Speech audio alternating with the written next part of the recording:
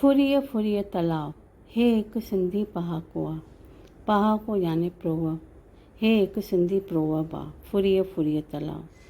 हिन जी जेकॾहिं पाण वर्ड मीनिंग ॾिसूं त फुरी या फुरो मतिलबु बूंद हूंदो आहे। फुरी फुरीअ तलाउ मतिलबु बूंद बूंद सां तलाउ भरिजंदो आहे।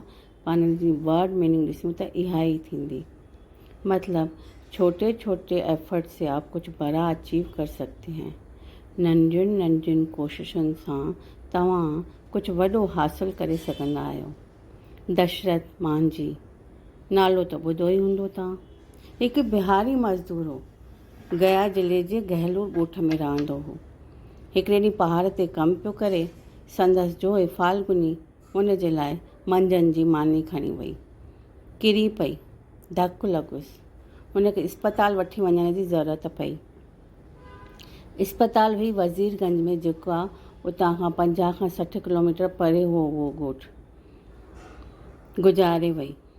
इन ॻाल्हि जो दशरथ मांझी खे एॾो ॾुखु थियो जो हुन पहाड़ जे विच मां रस्तो ठाहिण जो सोचियो ऐं हथोड़ी ऐं छेणी खणी करे पार खे कटणु चालू कयो ऐं उहो उन में कामयाबु रहियो। पूरनि 22 सालनि खां पोइ उहो माउंटेन मैन ठही वियो हो।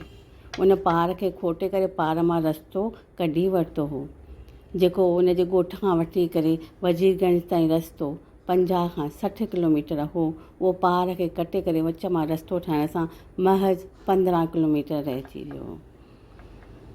हिते पाण चई सघूं था कि पाण नंढा नंढा एफर्ट लॻाए करे हिकिड़े ॾींहुं ॾाढो वॾो कुझु हासिलु करे सघूं था।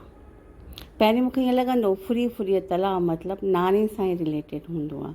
मतिलबु तव्हां थोरो थोरो करे नाणो कठो कयो त कॾहिं मींहं वसंदे कमु ईंदो। पर हाणे लॻंदो आहे न, इहो ॿियनि ॻाल्हियुनि सां बि रिलेटेड थी सघे थो, है न। जय झूलेलाल।